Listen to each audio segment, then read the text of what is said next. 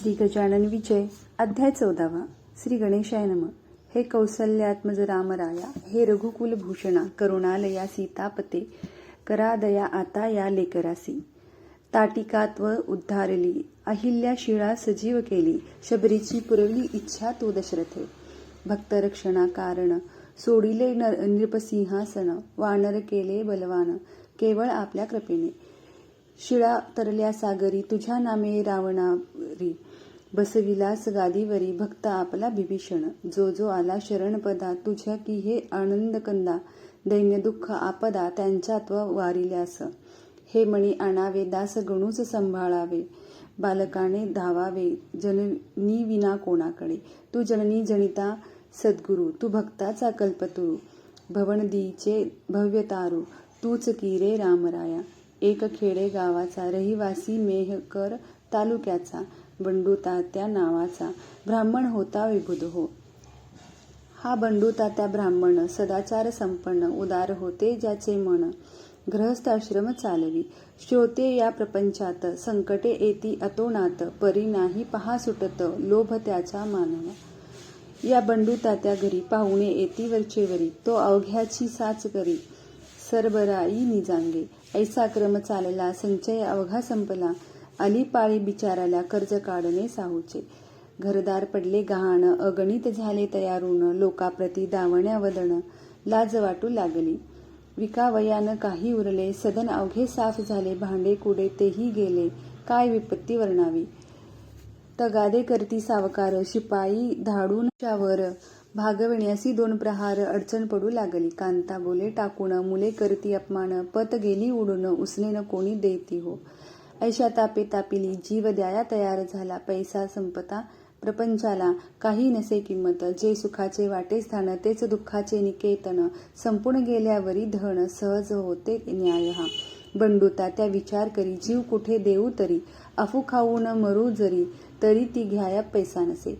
जरी जाऊन विहिरीवरी, जीव हा मी देऊ तरी, तितक्यात कोणी येऊन वरी, जरी मला काढल्यास जीवही ना जाईल, उलटी फजिती होईल, सावकार शिक्षा देईल आत्महत्यारा म्हणून मला.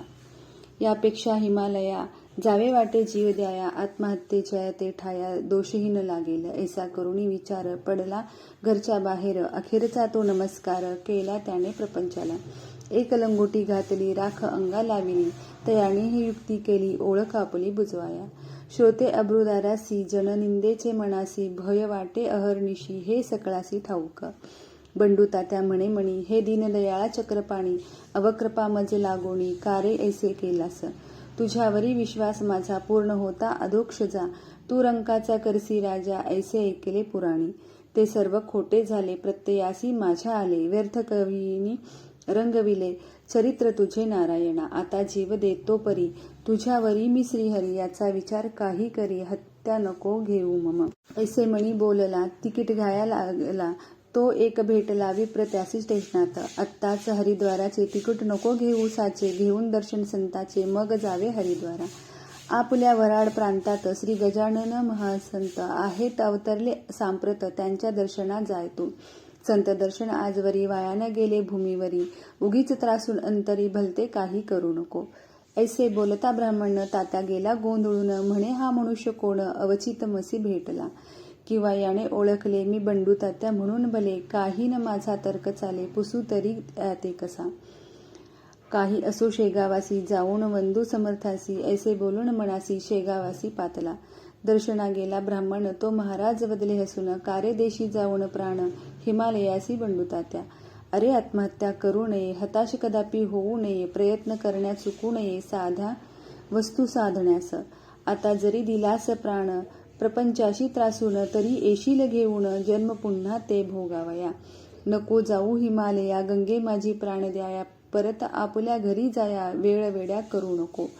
तिकीट घेता जो भेटला स्टेशनावरी ब्राह्मण तुला, ओळखले का सांग त्याला, तो कोण होता हे काही. जा आता घरी परत, राहू नको लवही येथ, बाप तुझ्या मळ्यात आहे एक म्हसोबा, त्या म्हसोबाच्या पूर्वेसी, बाभुळ्याच्या झाडापासी, खोदून पहा मदिनेसी, 2 प्रहार रात्रीला. काम जमीन तूच एकटा करी साचे, खाली 3 फुटाचे द्रव्य तुझला सापडेल. त्यातून थोडे कर्जदारा देऊनी ऋणमुक्त होई खरा. नको सांडूस बायको पोरा उसने वैराग्य पाहू नको. ऐसे बोलता गजानन आनंदला तो ब्राह्मण. आला खरड्यास परतून राख पुसून अंगाची. रात्रीच्या वेळेला मळ्यात म्हसोबापासी आला. बाभुळ्याखाली लागला जमीन खोदया कारण.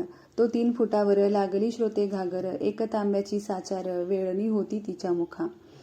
त्या तांब्याच्या घागरीत मोहरा सोन्याच्या 4 शत पडल्या त्याच्या दष्टीपत. मग काय विचारता करी घागर घेऊन या लागला तेथेच नाचावया. जय जय गजानन गुरुराया ऐसे मुखाने बोलून. त्याच द्रव्य करून फेडले त्याने अवघे ऋण. मळा होता पडला गहाण तोही आणला सोडवून. घडी बसली प्रपंचाची ही गजानना कृपेसाची. वृत्ती बंडू तात्याची गेली अति आनंदून. जेवी मृत्यूची घटिका भरता अमृत कलश यावा हाता. या सागरा माझी बुडता तरु दृष्टीस पडावे. बंडू तात्यास तैसे झाले दुःखांचे ते दिवस सरले. मग त्याने पुढे केले येणे पहा शेगावा. दान धर्म तेथे केला मोठ्या प्रमाणा माझी भला. गजाननाच्या पदी झाला दीन अन्य भावाने. तई महाराज वदले त्यासी आम्हास कारे वंदिसी. ज्याने दिला आहे तुसी द्रव्य तो वंदितया. आता तरी येथून खर्च करावा सांभाळून. उगे न करी उधळेपण त्यात नसे सार काही. जन सुखाचे सोबती निर्वाणीचा श्रीपती. त्याची सदैव करी भक्ती तो न उपेक्षी कदा तुला. ऐसा उपदेश ऐकिला समर्थांसी वंदून भला. बंडू त्या गावास गेला आपुल्या अति आनंदे. एक काली सोमवती पर्व आले निश्चिती. जी का अमावस्या येती सोमवारी ती सोमवती हो. या सोमवतीचे महिमान पुराणात केले कथन. या दिवशी नर्मदा स्नान अवश्य म्हणती करावे. म्हणून शेगावची मंडळी नर्मदेस जाया तयार झाली. तयारी त्यांनी अवघी केली पडशा वगैरे भरून. मार्तंड पाटील, बंकटलाल, मारुती, चंद्रभान, बजरंगलाल यांनी केला एक मेळ ओंकारेश्वरी जाण्याचा. बंकटलाल म्हणे अवघ्यासी आपण जातो नर्मदेसी. घेऊ संगते महाराजासी स्नान करया नर्मदेचे. चौघे मठा माझे आले समर्थ विनवू लागले. ओंकारेश्वरी गुरु माऊले चला आमुच्या सवेत. तुम्ही असल्याबरोबर काळाचाही नाही दर. घाला आम्हास पायावर त्या ओंकारेश्वराच्या. हा अधिकार मातेविना नाही पहा इतरांना. आमुची विनंती हीच चरणा न्यावे आम्हा नर्मदेसी. तुम्ही आल्या वाचून आम्ही न हालू येथून. बालहट्टा लागून जननी तिचं पुरवत असे. महाराज म्हणाले तयासी आहे नर्मदा माझ्यापाशी. उगीच त्रास द्यायसी जाऊन कशाला तिला मग. मी या मठात बसून करीन नर्मदेचे स्नान. तुम्ही या सारे जाऊन ओंकारेश्वराला. तेथे राजा पूर्वकाली मंदता भाग्यशाली होऊन गेला महाबली. दिगंत त्याची कीर्ती असे. श्री शंकराचार्य गुरुवार यांनी कराया जगोद्धार. तेथेच दीक्षा साचार परमहंसाची घेतली. जा जा तुम्ही तया स्थला भेट माझ्या नर्मदेला. मात्र देऊ नका मला उगाच आग्रह करून. आता पर्वांचे प्रयोजन नाही राहिले मज लागून. ऐसे एकता चौघे जण घट्ट धरती पायाला. काही असो येथवरी चला आमच्या बरोबरी. लगेच येऊ माघारी स्नान करुणी नर्मदेचे. महाराज म्हणाले ठीक ठीक. तुम्ही दिसता दांभिक. नर्मदेचे आहे उदक या आपुल्या विहिरीमध्ये. तिला टाकून आपण तेथे कराया गेलो स्नान. तरी राग येईल दारुण माझ्या त्या नर्मदेला. म्हणून सांगतो तुम्हीच जावे. मला आग्रह करावे. माझे वचन मानावे यात तुमचे कल्याण. मग मारुती चंद्रभान करू लागला भाषण. आम्ही घेतल्या वाचून आपणा न जाऊ की.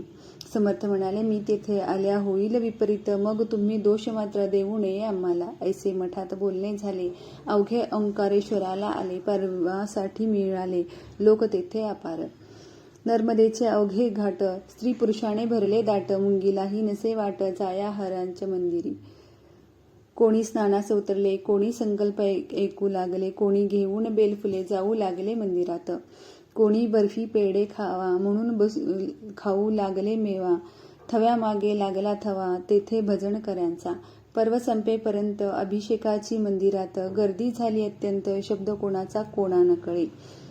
रम्य अशा त्या ओंकारी समर्थांची बैसली स्वारी. पद्मासन काठावरी त्या महानदीच्या नर्मदेच्या. चौघे दर्शन घेऊन आले. समर्था विनवू लागले आता पाहिजे सोडले जाणे सडकेने आपणा. का की भीड झाली फार. गड्या मोडती वरचेवर. बैलगाडीचे बुजार आहेत आपल्या त्यातून. खेडीघाट स्टेशनाला जाण्या येण्याचा करार केला गाडीवाल्याने तो भला, न सांगता गुण बैलांचे. ते बसता आले कळून, आपण होता म्हणून पोचले येथे येऊन. बैलद्वाड गाडीचे परत बसून गाडीत जाणे निर्भय वाटत, म्हणून या नावेत बसून जाऊ स्टेशनाला. गर्दी झाली रस्त्याची, नदीतून जाऊ शांतपणी. ऐसेच केले कित्येकानी, त्या पहा नावा चालल्यात. तुम्हास वाटेल तेच करा, आम्हाण काही विचारा. मी वचनात गुंतलो खरा, तुम्ही बसालत येथे जाऊ. ऐसे समर्थ बोलले, त्यांच्या सवे नावेत बसले. नदीतून जाऊ लागले खेडी घाटी स्टेशनाला. तो नदीत मध्यंतरी नाव आदळली खडकावरी. फळी फुटून गेली सारी, तिच्या बुडाची एक हो.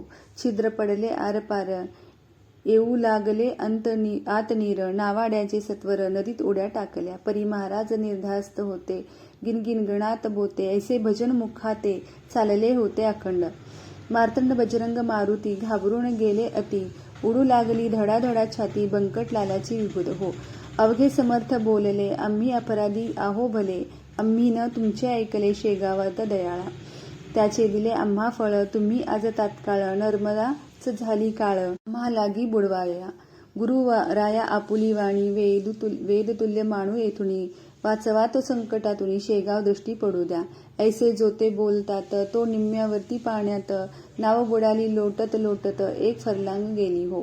काही लोक बोलती ऐसे, मेली ही 5 माणसे. आता यांचा भरवसा नसे, अथांग पाणी नर्मदेला. तई म्हणाले गजानन, नका हो हैराण. तुमच्या जीवा लागून धक्का न लावी नर्मदा. ऐसे म्हणून स्तवन केले नर्मदेचे त्याणी भले. हे चौघे बसले हात जोडून नावेत. श्लोक नर्मदे मंगले देवी, रेवे अशुभनिशिनी. म्हणतु क्षमा करी यांना, दयाळू होऊनी मणी. ऐसे स्तवन चालले, तो आतील पाणी निघून गेले. नर्मदेने लावले आपल्या करास त्या छिद्रा. नावश्रोते पहिल्या परी, आली जलाची यावरी. त्या नावेच्या बरोबरी होती प्रत्यक्ष नर्मदा. कोळीनीचा धरला वेश, मस्तकावरी कुरळ केश. भिजविले जियेच्या वस्त्रास, कमरेपर्यंत जलाणे. नौका कंठास लागली, अवघ्यांनी ती पाहिली. आश्चर्यचकित मुद्रा केली, पाहून तळीच्या छिद्राला. ही बाई होती म्हणून आमचे हे वाचले प्राण. बाई आपण कोठील कोण, ते हे काही सांगा हो. सोडा वस्त्र भिजलेले, आम्ही नवे देतो भले. तई नर्मदेने पहा केले ऐशा रीतीने भाषण. मी ओंकार कोळ्याची कन्यका, माझे नाव नर्मदायका. आम्हा परिपाठ आहे देखा, ओले वस्त्र नेसण्याचा. मी ओलीच राहते निरंतर, माझेच रूप आहे नीर. हे ऐकून नमस्कार करून गेली गजानना. क्षणा माझी नाहीसे झाली ती नर्मदेसी. वीज चमकून आकाशी, घणी जैसी लीन होते. तो पाहता प्रकार चौघे आनंदले फार. कळला स्वामीचा अधिकार, नर्मदा आली दर्शनाला. बंकट विचारी खोदून, समर्थाही स्त्री कोण, ते सांगावे फोडून. गुप्त काही ठेवू नका. तई महाराज बदले तत्वता, तुम्ही जे का विचारिता ती कथिला आहे कथागथा. नर्मदे तुम्हास कोळी जो का ओंकार, तोच हा ओंकारेश्वर. माझेच रूप आहे नीर, ऐसे नर्मदा वदलीना. अरे ती प्रत्यक्ष नर्मदा, संशय तेथे न घ्यावा कदा. संकटा माझी देती सदा, हात ती आपल्या भक्ताते. म्हणून तिचा जय जयकार, करा मोठ्याने एक वार. जय जय नर्मदे निरंतर, ऐसेचे रक्षण अंबे करी. ऐसे ऐकता वचन बंकटलालादी चौघे जण. समर्थांचे दिव्य चरण वंदू लागले क्षणाक्षणा. परत आले शेगावत, ज्यांना ज्यांचा हीच मात. होऊन या हर्षभरित सांगू लागले विबुध हो. सदाशिव रंगनाथ वाणवळे, एका गृहस्था समवेत भले. शेगावात येते झाले महाराजांच्या दर्शना. या सदाशिवा कारण, टोपण नाव तात्या जाण. हे माधवनाथाचे छत्रगण, चित्रकूटाच्या होते हो. या माधवनाथ व्रत, योगांगे होती अवगत. ज्यांना शिष्यगण मिळाव्यात आहे मोठ्या प्रमाणे. सदाशिव आले शेगावाला, जेव्हा श्रीच्या दर्शनाला. तेव्हा महाराज भोजनाला बसले होते मठात. सदाशिवासी पाहून माधवाची झाली आठवण. गजानना कारण, संत संता जाणती. वाणवळे येता क्षणी महाराज बोलले मोठ्यानी, अरे नाथांच्या शिष्याला गुणी बसावा आणून माझ्या पुढे. त्यांचे गुरु माधवनाथ गेले जेवून इतक्यात, मठी माझ्या समवेत. तो हे दोघे पातले. थोड्या वेळ आधी जरी हे आले असते तरी भेट त्यांच्या गुरुची खरी होतीची या मठात. आताही मागून आले गुरु त्यांचे निघून गेले, विडा न घेता भले त्यांची करू पूर्तता. वनवाळ्यांची अलिंगण देते झाले दयागण, पोरे बंधूची म्हणून ऐसा तो संतप्रेमी. रीतीप्रमाणे सत्कार केला वनवाळ्याचा गावाला, जाताना त्या निरोप दिला समर्थानी येणे रीती. तुम्ही माधवनाथाला असेच जा भेटण्याला, त्याचा येथे राहिला विडा तो त्या द्यावयास. मी म्हणतो तेच सांगा, पदरचिन्ह घाला बघा, आमच्या वाक्या माझी उगा, फरक तुम्ही करू नये. म्हणा साथे भोजन हुआ, विडा तुम्हारा यही रहा, तो आम्ही आणिला पहा, नाथा तुम्हा द्यावया. हे सारे बोलणे ऐकले त्या वनवाळ्याने, घेऊन विड्याचे 2 पाने गमन करिता जहाला. माधवनाथ हकीकत त्याने कथिली इत्यंभूत, महाराज आपण शेगावात आला होता का ते दिनी. महाराज जे बोलले तैसेच आहे जाहले, भोजन समयी त्याने केले स्मरण माझे तीच भेट. ऐसे रीती एकमेका आम्ही भेटतो सदैव देखा, येथे शंका घेऊ नका, स्मरण तीच भेट होय.